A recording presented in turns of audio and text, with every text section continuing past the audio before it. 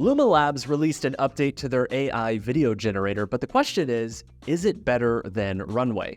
Midjourney and LTX Studio released the online version of their applications, and they're now available to everyone. And an AI studio was able to create an entire children's show in less than 60 days. We have all that information and more in this week's episode of AI Film News. Thanks for watching. So let's kick things off by taking a look at the brand new update to LumaLabs. The team at Luma says that the generations are more accurate and faster than Dream Machine 1.0, but I think we should test this for ourselves. To create a video using Luma Dream Machine, all you have to do is go to the website and go ahead and click Try Now. Go to the text box, paste in your prompt, and you can enhance the prompt if you want. You don't have to. You also have the ability to upload an image that we'll talk about in just a second. But for the sake of this quick experiment, I'm just going to go ahead and run this prompt. And the generation took about 2.5 minutes to generate, which makes it a little over a minute longer than a comparable generation inside of Runway Gen 3. But the big question is, how good is the text-to-video model, and is it really an improvement over version 1? So let's look at a quick example. So our first prompt here is a cinematic shot of a comet on fire in space about to hit Earth. And inside of Luma version 1, this is the result that we get, which I don't even really know what's happening here. It looks like, I don't know, like there's a gas leak in space, but that definitely does not really look like a comet. And in version 1.5, the exact same prompt got us this, which doesn't look realistic, but I suppose it really does look a lot more like a comet heading for Earth, but still very cartoony, not the best result that we've seen up to this point. We also prompted for a cinematic wide shot of trees in a forest on fire. Version 1 gave us this, which there is some strange parts to it, but actually some of the physics with the fire there towards the end look pretty good. And in version 1.5, we have this shot here. I really like a lot of the parallaxing with the trees, and the fire looks a bit more realistic in parts of the frame here. So I would say that version 1.5 did a bit better job compared to version 1, but it's a slight incremental improvement. It's not really night and day. But the big question is Luma better than Runway when it comes to text to video? So we did a quick experiment. The first experiment was with the prompt latte art that says, I love you. So we want to see the words, I love you inside of some latte art. So Luma 1.5 generated this result, which is kind of weird. There's no words that say, I love you, and there's something really catastrophically wrong with that spoon there, which is fantastic.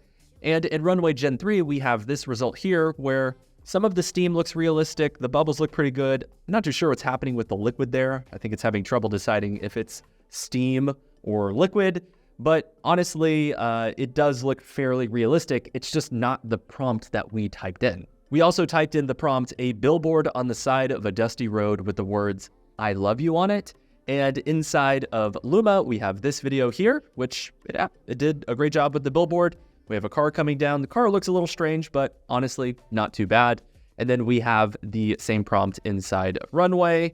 I love you is there. And yeah, it's on a dusty road. I've never seen a road go under a billboard like that, but not too bad. Now, our favorite way to create AI video is to use image to video because it gives you much more control over your composition. And I wanted to do a quick experiment with image to video in both of these tools. So we took both of these images here. So we have this first image of this spaceman and this other image here of like this astronaut woman. And we wanted to animate them inside of Runway and inside of Luma. And here's the first result from Luma with the spaceman character. Looks pretty good, good parallaxing. Not a lot of movement in the background characters or even the main character, but the parallaxing does look pretty good.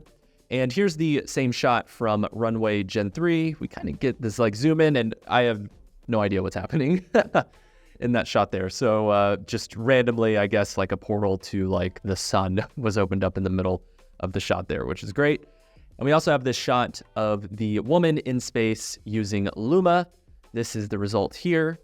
Looks pretty good. Her face is coming across as a bit more like a video game character, but not too bad. And then this is the same shot from Runway. You can see, oh no, her eyes are blinking. She definitely like has an alien that has like infested her body on the inside. So you can also see that with Runway, it has a harder time keeping the exposure. So the exposure tends to change a bit more with Runway. So as you can see, Luma's update continues to make it an incredible tool for AI filmmakers. Now, I will say there are pros and cons to using both Runway and Luma, and we will go into much more information comparing not only these tools, but every other AI video tool on the market next week. Midjourney also announced that they are publicly releasing the online version of their application to everyone in the world. So it's no longer limited to people who have generated 100 images. If you're not familiar, let me show you how to use the online version. All you have to do is go to the Midjourney website. As long as you are logged in, you will have the ability to type in your prompt. We can say a cinematic still of a sheep on vacation in Italy. Perfect. And you do have the ability to adjust your settings. I'm not going to go into all of these settings here. We have much more information about that inside of our online training at curiousrefuge.com. And I'm going to go ahead and generate our image. Okay, cool. Let's take a look at our results here. We have these pictures of the sheep, and man, he's just having a great time. Just hanging out in Tuscan village here. And yeah, that sheep knows how to live. Now, I should note that if you're used to working with codes inside of the Discord version of Midjourney, a lot of those same codes will continue to work inside of this online version. So let me show you what I mean. So if we want to generate, let's say, a photo of a man eating a pizza, and let's say that we want to use character reference. Well, to use character reference inside the online version of Midjourney, it's really easy. You just select the image and then you select your character. I have this picture of myself. There we go. And we will go ahead and select the character icon. So this is way easier than having to upload the image and then pull the URL and do the cref coding. But if you want your character to wear different clothing than what they are wearing in the reference image, you can actually change that with the CW command. So --CW, just like you would in the Discord version of Midjourney. And we can turn this down to whatever we want. I'll turn it to 0 just to see what images it creates. And we'll go ahead and create the image. Okay, great. So it created these images here. Some of the fingers are a little weird. That finger looks like a toe there, which is a little disturbing. And I'm not too sure what kind of pizza place this is, but that pizza slice is like a third of a pizza. They need to cut those slices a little shorter. I should also note that inside of Midjourney here, they also have this new editor button that allows you to edit your images directly inside of the browser, and it's just a better experience. So if we wanted to change this pizza, and let's say we wanted it to be a pepperoni pizza, we can go ahead and select the pizza like this, and we can say eating a pepperoni pizza, and it will generate the pepperoni pizza. Now, I should note that you also have the ability to grab the edges. If you want to reframe the image, you can turn down the scale. You can do all sorts of really interesting things. And when you're done editing the image, all you have to do is go ahead and click submit. All right, so now we have pepperonis on our pizza. And I'm not too sure how that pizza is staying in his hand. It seems like it's kind of levitating, but there's a quick overview of using the online version of Midjourney. On Monday, Anthropic released their system prompts to the world. So if you're used to using Anthropic's language models like Claude 3 Opus, Claude 3.5 Sonnet, or Claude 3 Haiku, essentially the prompting language that is used to command those systems was released to the world. This is important because it gives us insight into the limitations of the AI tools. The team at LTX Studio also released their tool to the public, so it's finally out of public beta.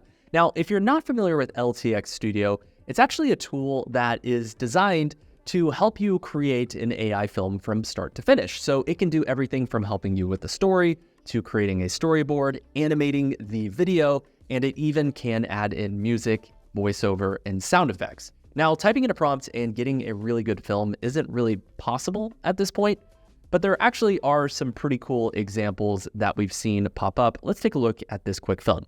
Ever thought you knew exactly who you were until one day you didn't? Hi, I'm Bob, just your average penguin. Or so I thought. But when I saw myself on TV, in a documentary no less, I had to wonder, is this really all there is? So, I did something wild. I left my icy home to travel the world, searching for wonder, for answers, and maybe, just maybe, to find out who Bob really is. Okay, so that's where LTX Studio is today. Now, of course, it's not great at this point, but this is only scratching the surface. Pretty soon, you will have the ability to type in a prompt and get a decent story in return. Now, we definitely feel like human-made stories will always be better, but it's interesting to see the beginnings of prompt to story in these early days. We should also note that LTX Studio was used inside of an advertisement that premiered before the Olympics. So there was a commercial for eToro where they basically utilized LTX Studio for part of the commercial. And it does a good job because it doesn't really center around trying to create an entirely cinematic piece. It actually really works with some of the inconsistencies and the wonkiness that can happen with AI video.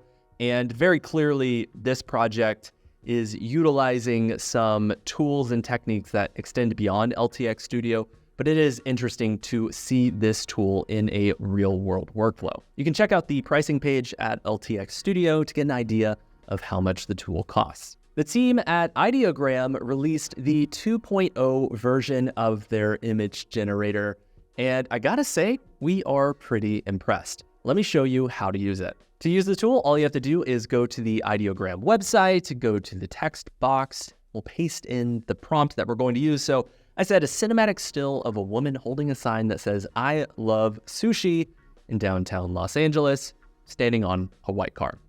So you also have the ability to go in here, you can change various settings like the aspect ratio. There's also a color palette button. It doesn't work very well, but it is in there, and I think it's interesting that they're beginning to think about adding in preset styles, which is very helpful. And we'll go ahead and click generate. Okay, let's take a look at our images here. So image number 1, she's kind of standing on the car, but also she's kind of standing in the car. But the sign actually does look pretty good. Image number 2, I guess she's standing on like where your arm rests on the car, but I guess not too bad. And it says, "I love e-sushi." Not great. "I love e-sushi" again, and she's kind of like molding into the car. And then again, we have this woman here holding the sign, and I don't know where her legs are. I guess she's just like kind of floating there. Maybe she's sitting on top of the car.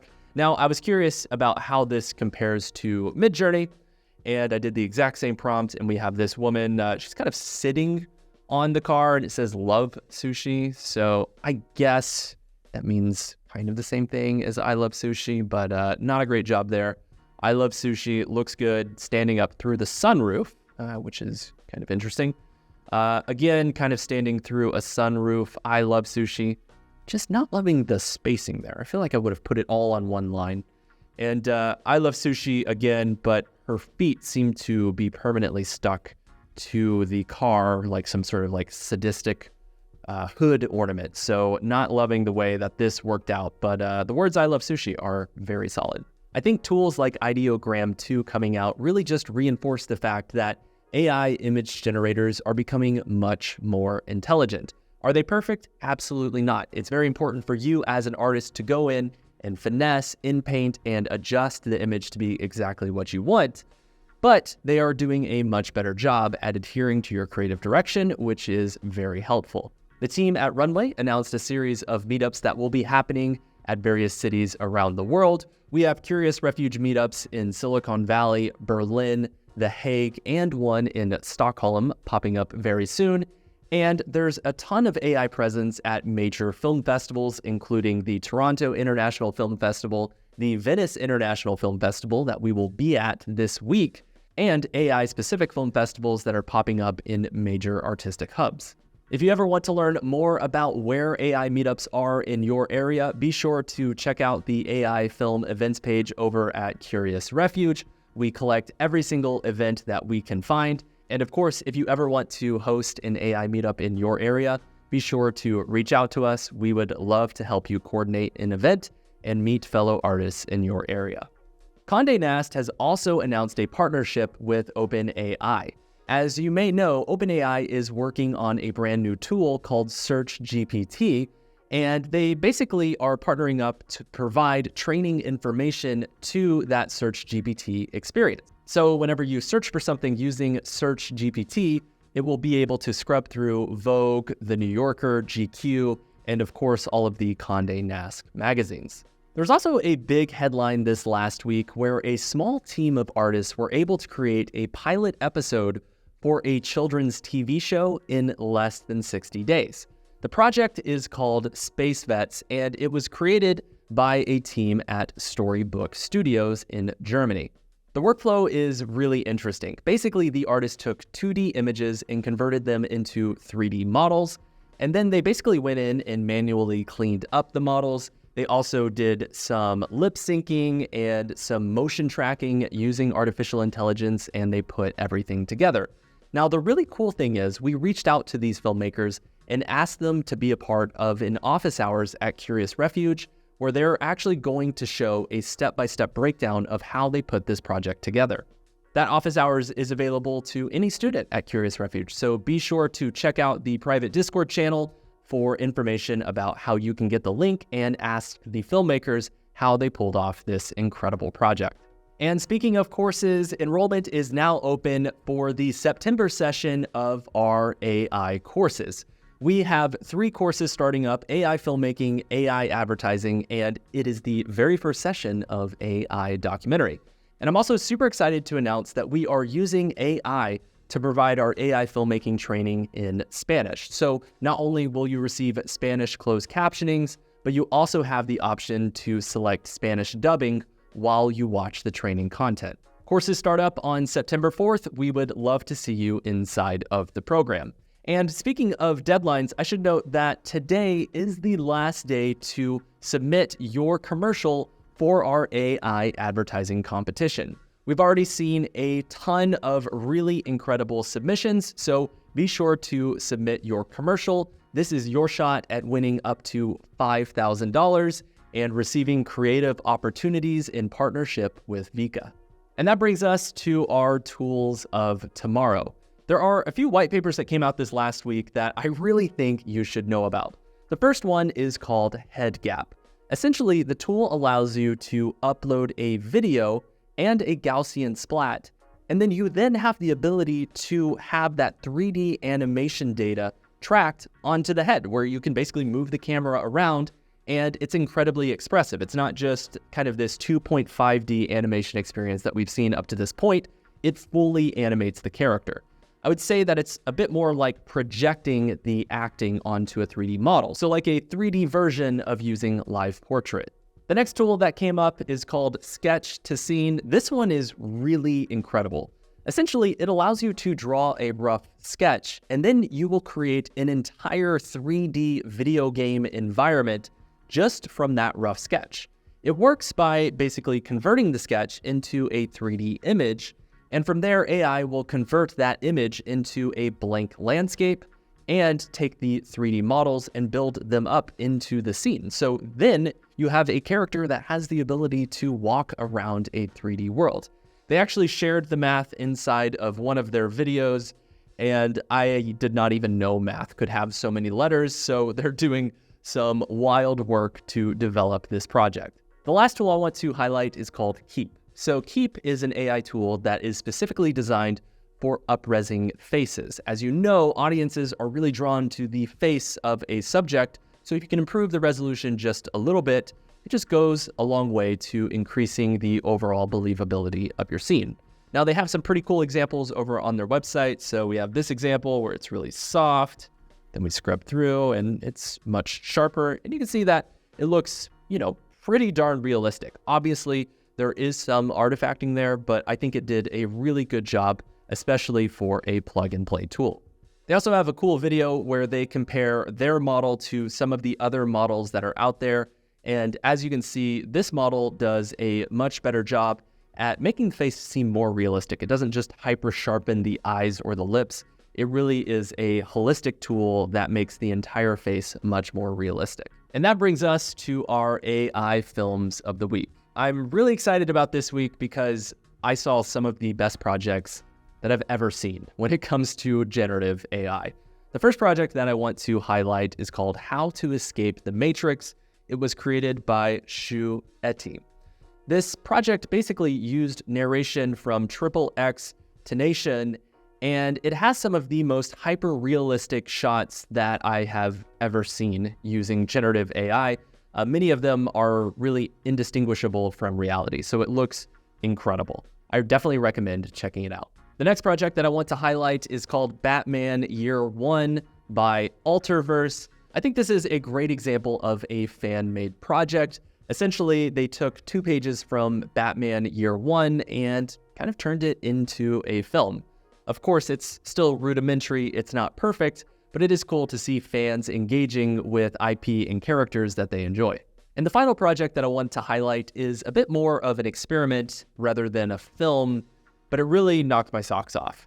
It's by somebody that goes by EccentrsimArt on X, and essentially they took Runway and mixed it with Live Portrait to create some very expressive AI avatars. So basically they had video footage of someone acting, they comped that into a scene with a Runway video clip, and the actor is just much more expressive. They actually broke down their workflow inside of the X post, but if you want me to create a video tutorial on this exact process, be sure to leave a comment below this video. I would love to create one. Okay, thank you so much for watching this week's episode of AI Film News. Of course, you can subscribe over on Curious Refuge to get AI Film News sent directly to your inbox, and you can like and subscribe here on YouTube to get the latest tutorials and news here on the platform. Thank you so much for watching this week's episode. If you're at the Venice International Film Festival, be sure to come by and say hello. We will see you next time.